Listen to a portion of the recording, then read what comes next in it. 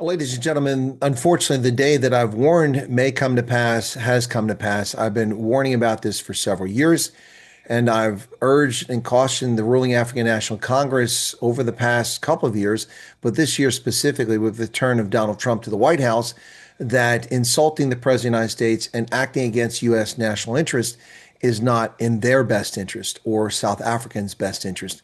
And now we have it after a year-long campaign to belittle, to mock, to undermine Donald Trump, to make fun of him, well, and also a number of events that weren't made public, but now come public with this statement issued by Secretary of State Marco Rubio on the State Department Substack site on the 3rd of December, 2025. I will now read the portions of the statement that are relevant to South Africa and give you my analysis. America welcomes a new G20, December 3rd, 2025, State Department, the author, Secretary of State Marco Rubio. We will be inviting friends, neighbors, and partners to the American G20. We will welcome the world's largest economies, as well as burgeoning partners and allies, to America's table. In particular, Poland, a nation that was once trapped behind the Iron Curtain, but now ranks among the world's 20th largest economies, will be joining us to assume its rightful place in the G20. Poland's success is proof that a focus on the future is a better path than one on grievances. It shows how partnership with the United States and American companies can produce mutual prosperity and growth. The contrast with South Africa, host of this year's G20, is stark. South Africa entered the post-Cold War era with strong institutions, excellent infrastructure, and global goodwill. It possessed many of the world's most valuable resources, some of its best agricultural land on the planet, and was located around one of the world's key trading routes.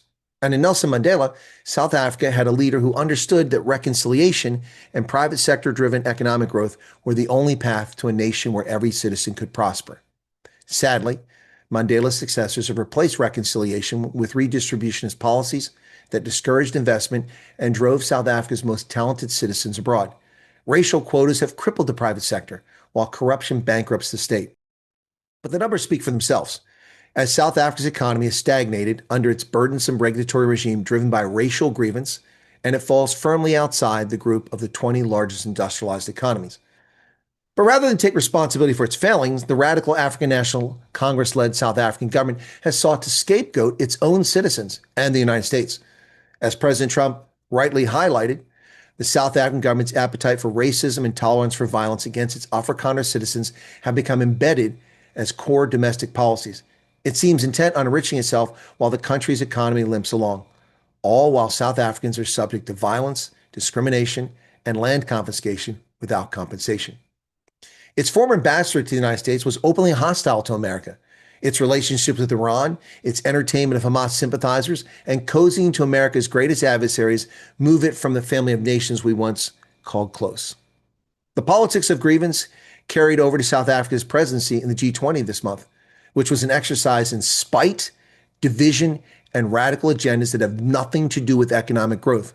South Africa focused on climate change, diversity and inclusion, and aid dependency as central tenets of its working groups. It routinely ignored U.S. objections to consensus communiques and statements.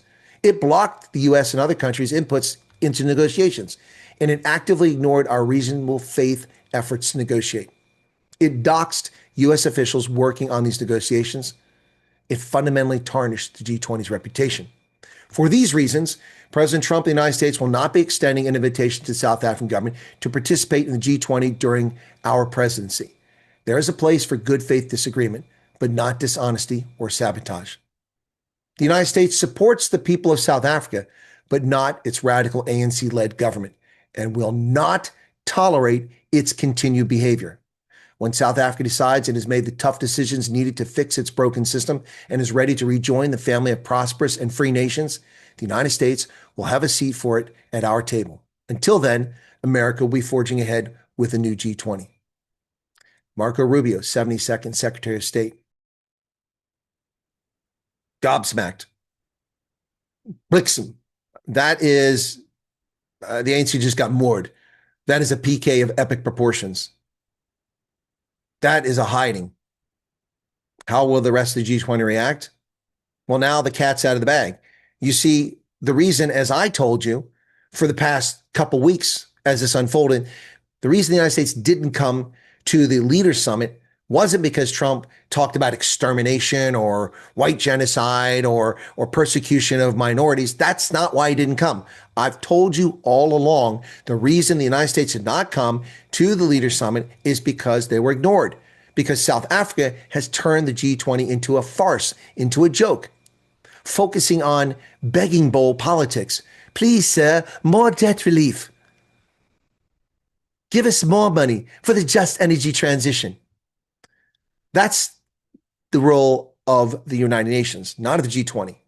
The role of the G20 is to harmonize economic issues so that all these economies prosper. But South Africa chose to turn into a white liberal guilt event to fleece money from Europe and North America. And that's not going to be tolerated, according to Marco Rubio. So as I've told you before, that was the real reason why the United States didn't go, because we're not into this nonsense of debt relief yet again and the green energy zealotry and religion of climate change. That's why the United States didn't go. And when President Ramaphosa did his address to the nation on the 30th of November, this Sunday, just a few days ago, pride cometh before the fall. I have tried to warn ANC politicians throughout the year. I have tried to tell people that this is not a good look. South Africa continues to gaslight its citizens, claiming that it's negotiating with America and they're close to a deal. Do you actually believe that? Or do you believe me now that I've been telling you this for months? South Africa has no ambassador in Washington, D.C. for almost a year now. South Africa has no designated trade representative in the United States to negotiate with the U.S., whereas all the other countries that got tariffs, many of them sent representatives and delegations. South Africa's trade minister, its agriculture minister, and its foreign minister have been busy going to Vietnam and China instead of going to the United States, all the while telling us that things are good and fine and dandy. Just today on Business, we saw the Minister of Agriculture, John Steenhuisen, recently a guest in the Oval Office, insult the President of the United States. Who the hell does he think he is? My goodness. We saw at the beginning of the G20 summit, the foreign minister called Donald Trump a white supremacist, and then Ramaphosa continually mock him. But none of that is germane. Those aren't the reasons for this statement from the State Department.